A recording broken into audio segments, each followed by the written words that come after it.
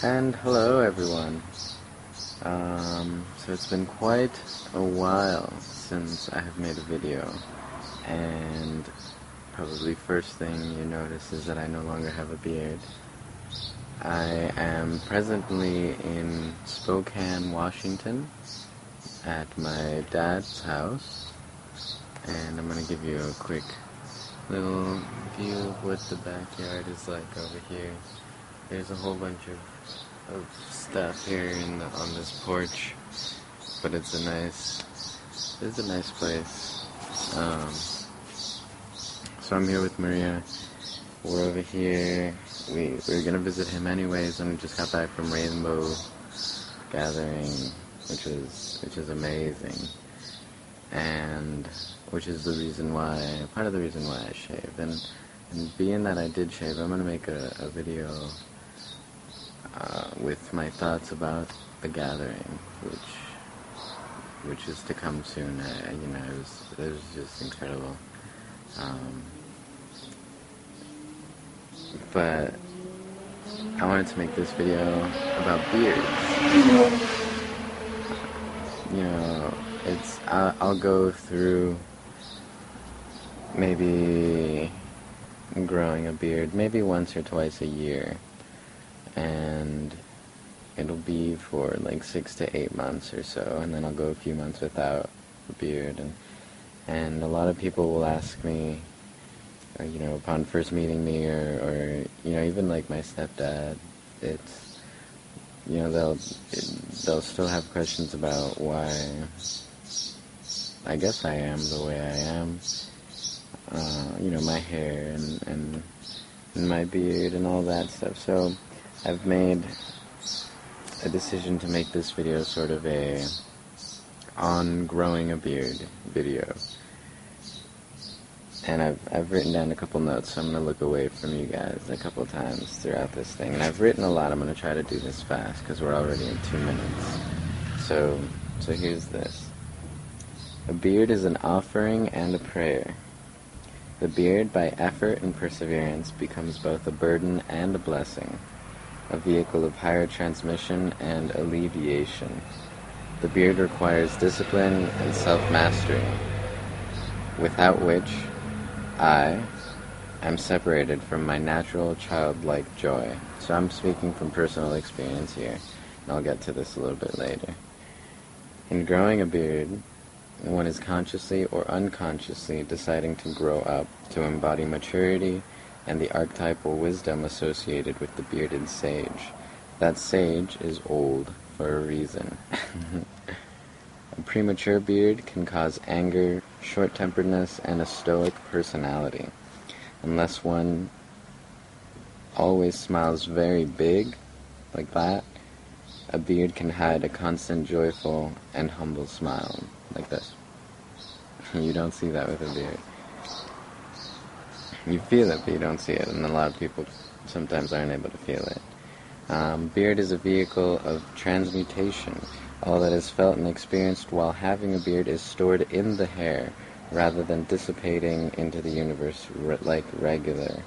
This creates an intense karmic, psycho-spiritual, and emotional energetic wavelength which can benefit or hinder progress of an individual. When I grow a beard, like I said, maybe once or twice a year, from 6 to 8 months, and maybe a couple months between that. Something like that. Not, and there's no. I seem to grow it when it's kind of both during summer and winter. I think I sort of shave. I tend to shave at spring and fall. I'm not sure why. I just noticed that as I was writing this, but so when I do grow a beard, I notice that I get more serious, and I notice my family's and friends' reaction to that.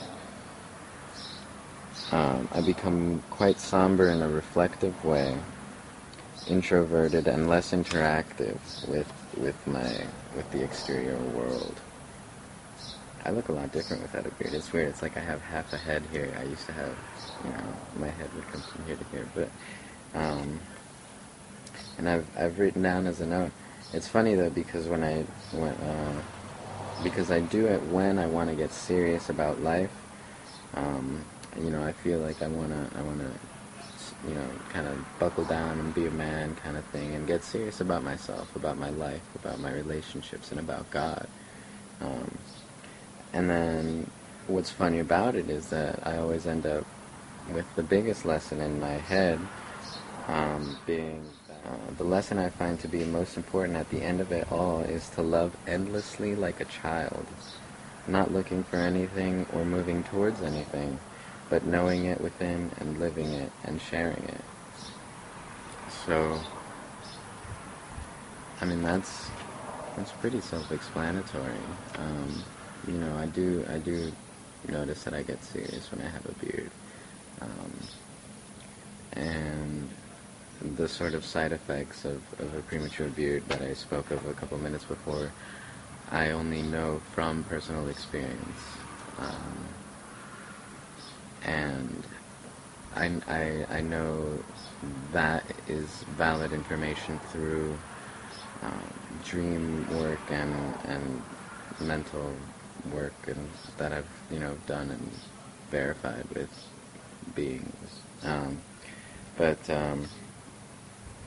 So when I grow a beard, it's to offer everything that happens over all the time to God through the physical vehicle of my hair, which after a certain amount of time and intent becomes a superconductor through space-time. Actually, at the Rainbow Gathering, there was someone mentioned this book called Mighty Hair, and if you're into ancient astronaut theory or anything to do with ET's involvement with human history, but specifically with the Nazis, you'll find that in the Nazis there was an occult group and purpose, and the women of that group grew their hair very, very, very long, believing that they create with the length of their hair superconducting antennas for these extraterrestrial beings to communicate with them. And this is really old stuff, back to yogis and Tao masters and stuff. So, all my joys, sorrows, achievements and failures, peace and frustrations, all of my effort is embodied in the hair and offered to God. Hence also my family, friends, strangers, people I meet, etc., because they are entwined within my experience. And now, just to wrap it all up, and then I'm going to end with something a little bit off topic, but I think if you've stuck around this much, it'll be worth it for you. So at the end of the day, it all really comes back down to who I am and who I can be and who I want to be right now. There's this sort of pull and push between wanting to know it all, wanting to experience, wanting to have wisdom, wanting to be able to share, wanting to be able to teach. Like, that's a big thing with me, But I'm still a kid.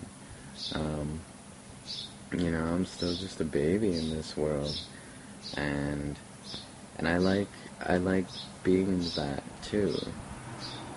I enjoy it, and I think that's a huge important part of it all. You gotta be where you're at. When I teach yoga, I say that at least like 5-10 times every single class, and it's because it's true. I enjoy being as young as I am, and when I do grow a beard, I sometimes get a little iffy because of that. So I'm gonna do real quick before we run. That's the greatest opportunity we have right now. We get to choose every moment who we want to be, how we want to interact with the world, and how we want one. I don't care how much sadhana you do, how spiritually advanced or serious you are. If you die, if you leave your body, and at your funeral, no one can sincerely think of anything really nice to say, or even worse, no one can remember a time when you sincerely were with them, really with them, with your family, with your friends, when you were there with them, feeling them, and you're being with them, present with them in their happiness or in their sorrow, in their joy or in their pain or whatever. If these people are at your funeral, and I don't care how much spiritual work you're doing, if you did not create that atmosphere with them, then whatever it is, whatever your spirituality is, it's not worth squat. It doesn't have heart. It doesn't have love. And that is what it's all about. So, really off topic compared, in relation to what I started this, but if you're at all interested in, why I grow a beard, or anything, then I hope that was worth waiting around, and listening to all that beard stuff. So, until next time, which I hope will be soon, because I'm going to make a rainbow video. Very happy to have been home. Alright, blessings. Namaste. Bye.